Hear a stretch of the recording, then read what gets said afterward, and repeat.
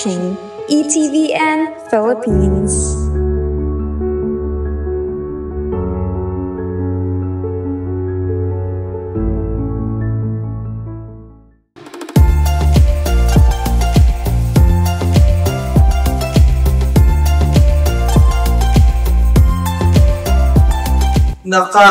May na-encounter ako na kwento nitong nakaraan. Kasi di ba subject for sainthood si Blessed Bartolo Longo. Medyo na-mesmerize ako sa story niya on how from being a satanic priest, biglang naging propagator siya ng rosary, di ba? So that's very fantastic. At saka talagang may isip mo na, teka, ano nangyari? Parang nag-360 degrees yung ikot ng buhay niya. So, Brother Kaloy, could you share us something about the story of Blessed Bartolo Longo? Okay, si Bartolo Longo ay isang Italian lay person. Laiko siya. Laiko talaga? Laiko talaga. Naging Dominican version. Pero bago tayo dumating doon, siya lagi sa estudyante. Muna sa university at tunay naging isa siya sa Tanas. Kasi nung panahon na yung mga 1860s sa Italy, matindi yung anti-church sentiment sa mga universities. Sa totoo lang, kahit naman ngayon, many universities, malakas pa rin yung... Nakakalungkot ngayon, sa universities talaga. Madalas, parang na doon yung rebellion and rejection ng sa church. Pero in the case of Bartolo Longo, extreme. Hindi siya kontento na maging upo sa simbahan. Naging satanista pa siya. Sumama siya sa isang satanic camp. Oo. At hindi lang naging satanista, naging pare. Satanistang pare. Oo, naging pare ng satanistang kulto. So, ang mga practice, correct me if I'm wrong, ang practice ng mga satanic rituals when it comes sa is talagang desecration talaga, yung binabastos talaga yung Eucharist natin, di ba? Although hindi ko alam kung specifically ginawa yun, pero alam natin na sobra siyang nalulong sa pagiging satanista na nararamdaman na niya yung presensya ng isang demonyo kasama niya all the time. Ganun katindi yung kanyang pagiging, yung kanyang pagkalulong sa Satanism. Katabinan niya. Buti na lang, alam niyo, hindi siya tinraton na hopeless. May mga Katoliko, kinaibigan siya, kasama na isang Dominican friar. Mga Dominican sa naman natin, mahilig sa Rosario. So, eventually, they were able to convince him to stop being a Satanist. At ang nangyari pa, pumunta pa siya sa isang seance. Seance is yung mga session kung sa kunwari kinakausap ang mga patay. Supposedly kinakausap ang spirit ng mga patay. Pumasok siya sa isang seance, dala Rosario. Dala Rosario. Parang na-imagine ko sa mga pumasok siya, isipin mo yung mga pultista at kung sino-sino makakausap doon ng patay, nakaganyan, di ba? Kumakausap ng patay. Bigla pumasok to si Bartolo. May dalang Rosario. Tapos, nasabi niya, na kanyang tinatalikuran ng satanismo dahil ito ay puro pasinungalingan lamang. Ay, parang may kilala akong ganyan yung sabi, Lindol, stop. Pero in this case, siya talagang siya ay bumalik sa pagiging Katoliko at kanyang sinambang muli ang tunay na Diyos. At kanyang buhay ni Bartolo Longo. At dahil si Bartolo Longo ay nagkaroon ng changes talaga. Matinding change. Although, hindi na nawala yung isa niyang sakit na nakuha na siya sa kanista. Alin yun? Meron siya sakit sa tiyan. And it stayed with him until the end of his life. Siguro, pinayagan na rin ng Panginoon ng maratiling sa kanya bilang paalala kung ano yung ginawa niya dati. Kasi sometimes that's a form of penance. Natin yung kasi i-offer mo kay Lord yung any sufferings na nararamdaman mo.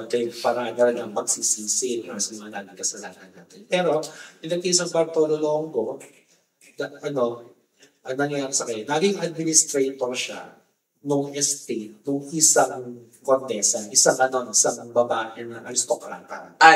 Naging administrator siya. At kasi medyo bata yung kontesa. Kontesa, tapos naging widow. Namatay yung asawa. So, kailangan ng administrator. Si Bartolo Longo naging administrator.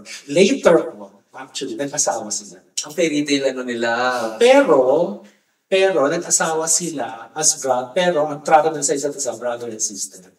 Nag-asawa na sila kasi, ang nangyari, magkasama nga sila. Kasi nga siya yung administrator. Si Bartolo Longo yung administrator ng affairs ng Contessa. So, kung ano-ano na chismis ang nangyayari, bakit mo magkasama itong dalawang ito? So, para matigil na yung chismis, nag-asawa sila. Para hindi na sila masabihan ng kung ano. Kasi nga, sama sila. Pero, in reality, hindi nila, they did not exercise yung kanilang sexual or marital rights. Talagang they live in chastity. They live in chastity. Tapos si Bartolo Longo, naging trabaho talaga niya. Although laiko siya, at administrator na siya nung estate nung Contessa. Ang naging pinaka-apostolate niya ay ang propagation ng Holy Rosary. Kasi siya ay naglalakad minsan naglalakad siya sa isang desolate na area kung saan matindi yung religious ignorance ng mga tao. May kinausap na daw siya. Daw siya minsan sa taas, tinanong ilan ang Diyos? Totoo ba na pag tinanong yung tao, ang Diyos ba isa? Ay, parang may alam mo kung mahilig magtanong ng ganyan. Ang Diyos ba ay isa? Ang sabi nitong lalaking tinanong niya, ang alam ko dati, yung Diyos tatlo eh. Ganun katindi yung religious ignorance. Alam ko ang Diyos dati tatlo. Hindi ko alam kung yung isa namatay na, yung isa nag-asawa. So, ganun katindi yung religious ignorance sa mga tao. So, si Bartolo Longo, medyo nade-depress na siya. Parang anong gagawin ignorance para tulungan itong mga tao dito na bumalik sa tunay na pananampalataya, matanggal yung kanilang ignorance, yung kanilang kamangmangan sa mga bagay patungkol sa pananampalataya. At ang ginawa ni Bartolo Longo ay nagkaroon siya ng isang message from heaven. Narinig na lang niya, parang whoever propagates the rosary will be saved. Na parang may narinig siyang boses, nagkasabi sa kanya, whoever propagates the rosary will be saved.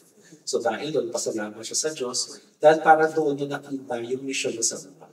Mag-propagate ng rosary. At yun na nga, nakilala siya na nagtayo siya ng isang shrine, Our Lady of the Rosary, na siya ngayong Basilica of Our Lady of the Rosary of Pompeii. Nagtayo siya ng isang basilica. Tapos may nahanap siya isang lumang painting ng Our Lady of the Rosary. Kailangan niyang paayos pa. Kasi sira-sira, gulang-gulang na.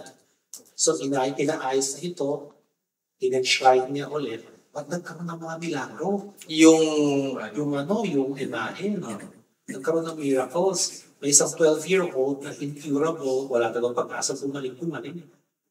So dahil doon, tumindi palali kanyang propagation ng Holy Rosary. Kaya naging kilala siya na apostol ng Santo Rosario.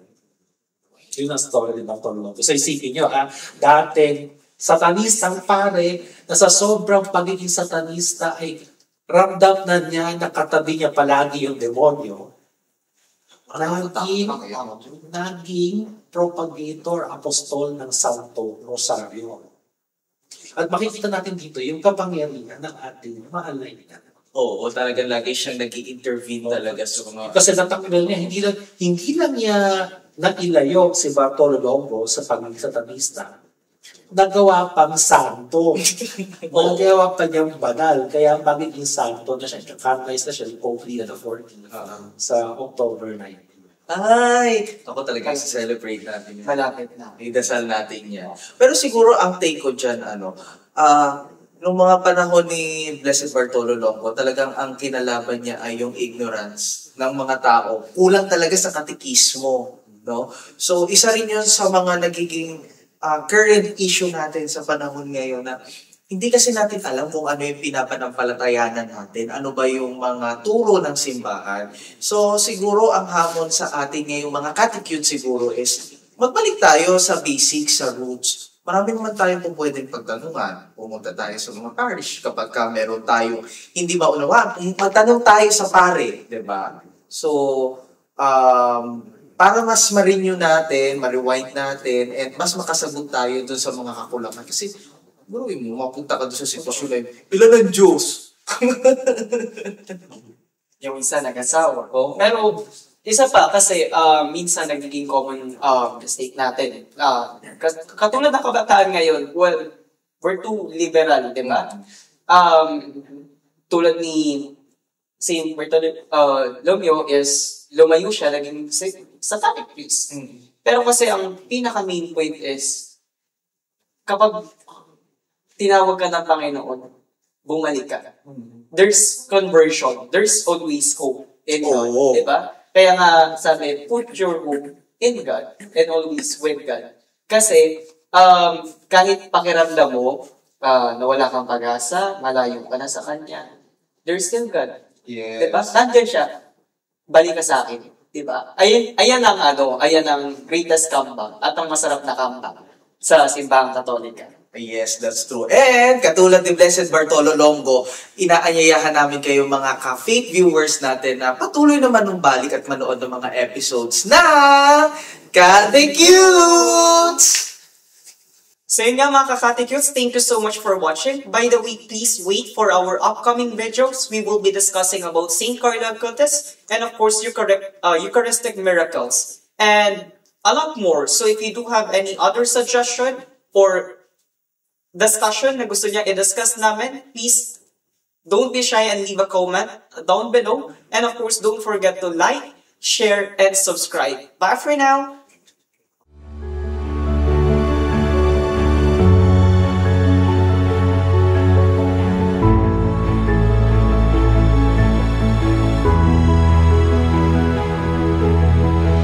You're watching ETVN Philippines.